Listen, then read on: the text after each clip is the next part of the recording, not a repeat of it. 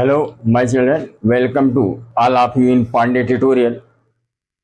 बेटा, आज आप लोगों को हम फ्यूचर कॉन्टिन्यूअस क्या है, फ्यूचर कॉन्टिन्यूअस टेंस की डेफिनेशन क्या होती है, इसकी पहचान क्या होती है, इसके अफर्मेटिव, निगेटिव, इंट्रोगेटिव के रूल क्या होते हैं, विद एग्जाम्पल आज हम आपको एक्सप्लेन करेंगे, समझाएंगे, पढ़ाएंगे। इसके पहले के जो टेंस हैं, प्रेजेंट इंडेफिनिट टेंस लेके फ्यूचर इंडेफिनिट टेंस तक को हमने पढ़ा रखा है, इसका वीडियो बना रखा है। और जो बच्चे अब तक नहीं पढ़े हों वो प्लेलिस्ट में जाकर उसको पढ़ सकते हैं और नोट्स बना सकते हैं। तो फ्यूचर कॉन्टिन्यूअस टेंस होता क्या है, इसकी डेफिनेशन क्या होती है? The future continuous is a tense in which action is continue in future. और पहचान क्या होती है बेटा? वाक्य के अंत में रहा होगा, रही होगी, रहे होंगे आदि लगा होता है। चलिए इसकी डेफिनेशन लिख लेते हैं। इसका डेफिनेशन क्या होगा? फ्यूचर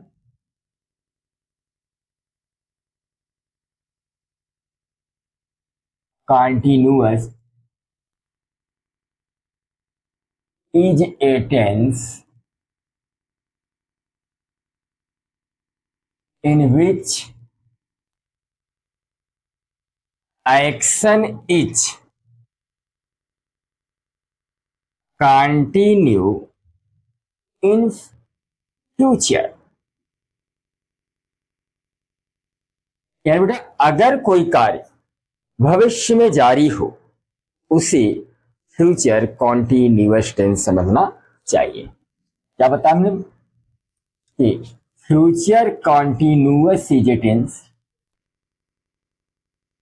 इन विच, जिसमें एक्शन मीन्स कार्य, कंटिन्यू माने जारी रहता है, फ्यूचर माने भविष्य में। यदि कोई कार्य भविष्य में क्या हो बेटा, जारी हो, उसे फ्यूचर कंटिन्यूअस टेंस समझना चाहिए।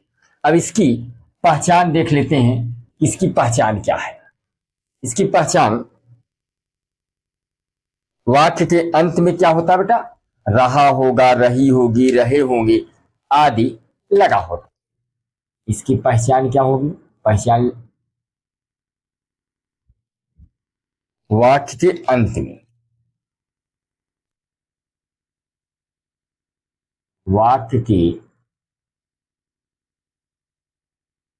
अंत में रहा होगा, रही होगी, रहे होंगे आदि लगा रहता है। यानी अगर वाक्य अंत में रहा होगा, रही होगी, रहे होंगे इत्यादि लगा हो, उसे क्या समझना चाहिए बेटा? फ्यूचर कंटिन्यूअस टेंस समझना चाहिए। एग्जाम्पल ले लें कि माताजी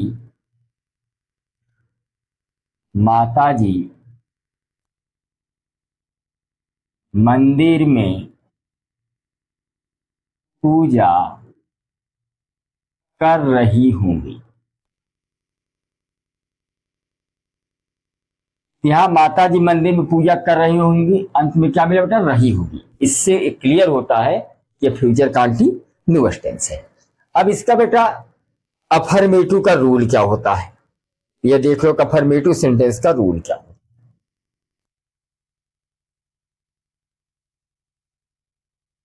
अफर्मेटिव सेंटेंस कई बार बता चुके हैं। सकारात्मक वाक्य, जिस वाक्य से किसी कार्य या घटना के होने की सूचना प्राप्त हो उसे क्या कहते हैं बेटा? Affirmative sentence. और हिंदी में कहते हैं इसको स्वीकारात्मक वाक्य। स्वीकारात्मक। अब इसका रूल क्या होता है बेटा? इसका रूल क्या होता है? हिंदी से इंग्लिश में बनाने का इसका रूल क्या होता है? सबसे पहले बेटा इसमें लिखते हैं सब्जेक्ट। सब्जेक्ट के बाद विल बी या शैल बी। वर्ब के फर्स्ट फॉर्म में I N G, object, other word, full stop. ये है बेटा फ्यूचर कंटीन्यूअस टेंस की अफर्मेटिव सेंटेंस को हिंदी से इंग्लिश में चेंज करने का फार्मूला। हाँ, एक चीज थोड़ा सा इसमें आपको ध्यान देना है, सब्जेक्ट बेटा कहीं भी आई दिख जाए या वी दिख जाए, इसके साथ हेल्पिंग वर्ब शैल बी लगाना चाहिए। और इसके अलावा बेटा कोई भी आपको दिख जाए, अगर कोई भी दिख जाए, आई वी के साथ कोई भी सब्जेक्ट दिख जाए, उसके साथ हमेशा विल बी लगाना चाहिए। जैसा कि हमने एग्जाम्पल दिया है कि माता जी मंदिर में पूजा कर रही होंगी, अंत में रही होंगी, इसलिए फ्यूचर कंटीन्यूअस टेंस है। इसमें सबसे पहले क्या लिखेंगे रूल के अनुसार, सब्जेक्ट। सब्जेक्ट क्या है? माता जी। माता जी की अंग्रेजी क्या होगी बेटा? मदर। उसके बाद विल भी लगाएंगे, सेल भी। मैंने पहले बता दिया सेल भी तभी लगता है जब सब्जेक्ट आई और वी हो। आई वी तो है नहीं, इसलिए इसके साथ हेल्पिंग वर्ब क्या लगेगा? Will be. Mother will be. फिर वर्ब क्या है बेटा? पूजा करना। पूजा करना करके अंग्रेजी क्या होती है? वर्शिप। WORSCHI। क्योंकि वर्ब में आईएनजी लगेगा तो वर्शिपिंग हो। ऑब्जेक्ट क्या है? मंदिर में। मंदिर में का अंग्रेजी क्या होगा? In the temple. In the temple. In the temple. Mother will be worshipping in the temple. और अगर यही मान लीजिए बहुवचन होता कि हम लोग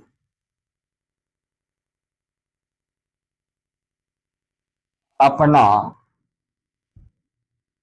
पाठ याद कर रहे होंगे। यहां देखिए बेटा, रहे होंगे है, यहां पे सब्जेक्ट क्या है? हम लोग। हम लोग का अंग्रेजी क्या हुआ? वी। अब वी साथ विल भी नहीं लगेगा, क्या लगेगा? Shall. We shall be. Verb क्या है बेटा? याद करना। याद करना का अंग्रेजी लर्न होता है, लर्न में आईएनजी जुड़ जाएगा, लर्निंग।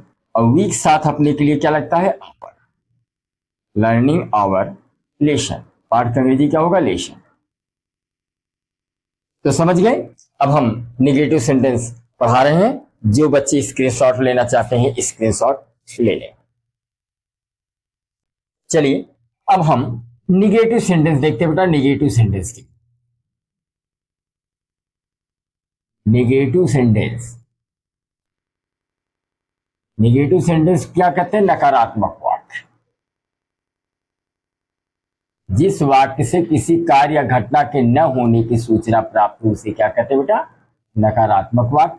अब इसका हिंदी से इंग्लिश में चेंज करने का जो फार्मूला होता है बेटा, बहुत ही आसान फार्मूला है। इसमें सबसे पहले क्या लगाते हैं बेटा? सब्जेक्ट।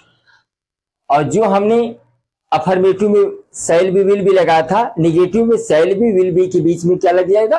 नॉट लग जाएगा। तो subject plus will not be या शैल नॉट बी। उसके बाद बेटा वर्ब के फर्स्ट फॉर्म में I N G, object plus other word plus full stop. यह है बेटा फ्यूचर कंटीन्यूअस टेंस के नेगेटिव सेंटेंस को, जो हिंदी के वाक्य होते हैं उनको हिंदी से इंग्लिश में चेंज करने का फार्मूला। इस फार्मूला, इसी फार्मूले का प्रयोग करके आसानी से हम नेगेटिव सेंटेंस को हम चेंज कर सकते हैं हिंदी से अंग्रेजी में। जैसे एग्जांपल ले लें, अध्यापक कक्षा में अंग्रेजी नहीं पढ़ा रहा होगा। अध्यापक कक्षा में अंग्रेजी नहीं पढ़ा रहा होगा।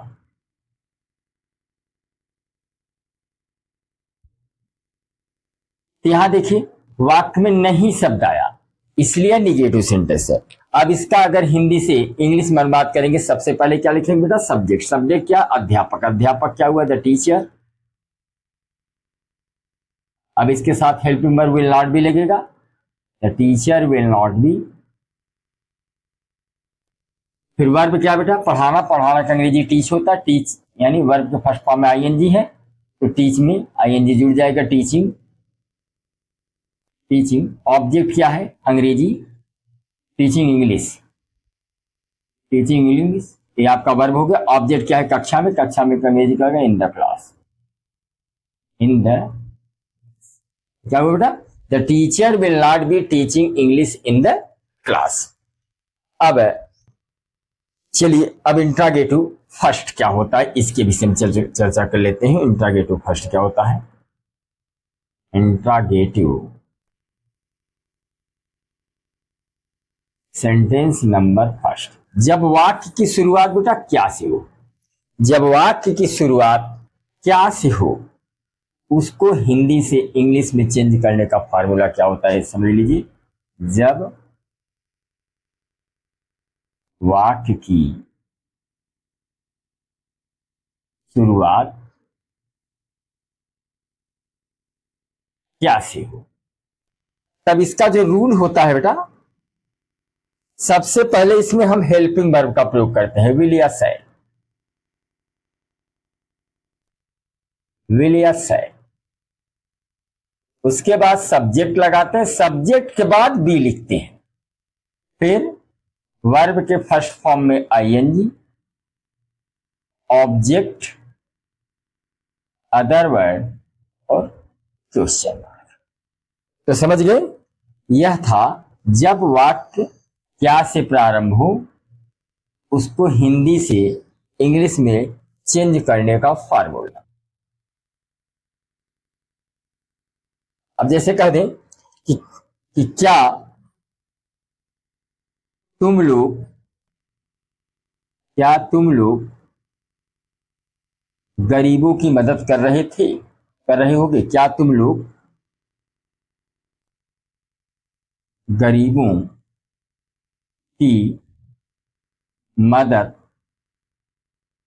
कर रहे होगे? देख लो ना, वाक्य की शुरुआत किससे हुआ? क्या से। अब इस क्या के स्थान पर हम विल लगाएंगे शैल। तो याद रखना कि जो सब्जेक्ट होता है क्या के जस्ट बाद वाला ही सब्जेक्ट होता है। अगर यहां पे सब्जेक्ट मैं आ जाए, हम लोग आ जाए, तभी आप क्या के स्थान पर शैल का प्रयोग करेंगे, अन्यथा हमेशा आप क्या के स्थान पर विल का प्रयोग करेंगे। तो क्या करेंगे? यहाँ पे क्या का स्थान क्या लगेंगे? विल। विल के बाद विल या शैल में से कोई एक यूज होगा। उसके बाद सब्जेक्ट क्या है? तुम लोग का अंग्रेजी यू। उसके बाद क्या लगता है? वी। फिर वर्ब क्या है? मदद करना। मदद करना अंग्रेजी क्या होते हैं? हेल्प। हेल्प में आईएनजी जुड़ जाएगा, हेल्पिंग।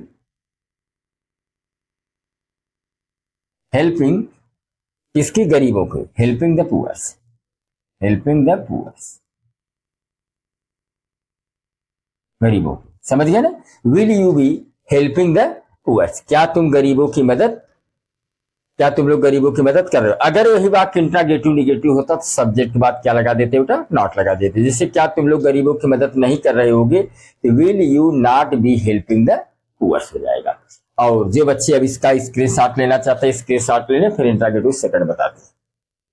चलिए, अब इंट्रागेटिव सेकंड क्या होता है बेटा, इसके विषय में चर्चा करते हैं। इंट्रागेटिव सेंटेंस नंबर 2, यानी जब वाक्य के बीच में बेटा कब, क्यों, कहा, कैसे, जब वाक्य के बीच में कब, क्यों, कहा, कैसे इत्यादि शब्द लगे हों तो उसकी अंग्रेजी बनाकर सबसे पहले लिखते हैं। यानी जब वाक्य के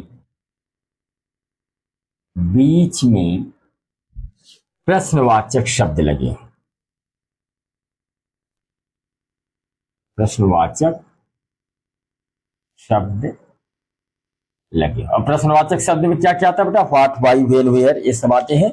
तो उसका रूल क्या होता है? हिंदी से इंग्लिश में चेंज करने का जो फार्मूला होता है बेटा, सबसे पहले इसमें क्या लिखते हैं? Question word. व्हाट,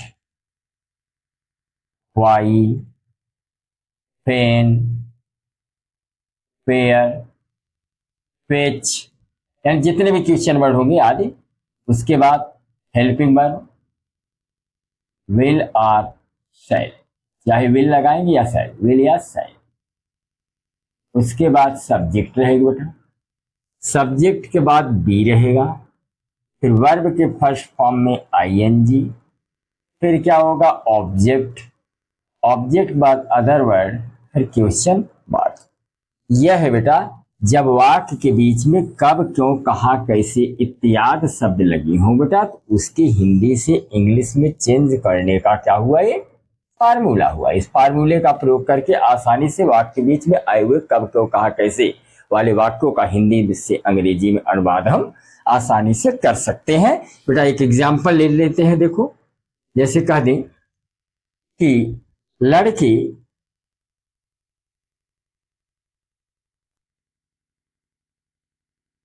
मैदान में क्रिकेट क्यों खेल रही होंगी, क्यों खेल रहे। देखिए बेटा वाक्य के बीच में क्यों शब्द आया नहीं आया, अंत में रहे होंगे आया, इसलिए इंट्रोगेटिव सेकंड है। तब इसका क्या करेंगे, सबसे पहले इस क्यों की अंग्रेजी बनाकर, सबसे जो वाई क्यों है इस क्यों की अंग्रेजी सबसे पहले लिखेंगे, तो क्या होगा वाई। अब वाई के बाद क्या लगाएंगे, लड़के हैं, लड़के हैं, तीसरे हेल्पिंग वर्ब क्या लगेगा विल, तो वाई विल। इसके बाद विल शैल के बाद क्या लगता है सब्जेक्ट, सब्जेक्ट क्या है लड़के, why will the boys, why will the boys, why will the boys. क्रिया क्या है बेटा, क्रिकेट खेलना, क्रिकेट खेलना का अंग्रेजी क्या होती है प्ले, तो क्रिया में आईएनजी है, देखिए। अच्छा सब्जेक्ट के बाद क्या है बी है, सॉरी सब्जेक्ट के बाद क्या लगेगा बी, बी लगा दिया। उसके बाद वर्ब क्या है क्रिकेट खेलना, खेलना का अंग्रेजी प्ले, प्ले में आईएनजी जुड़ जाएगा, playing cricket, playing cricket. Object क्या है मैदान में, in the field, playing cricket in the field, FIELD।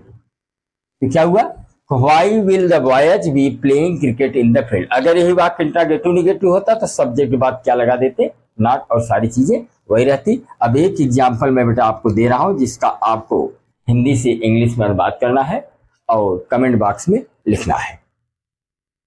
तुम लोग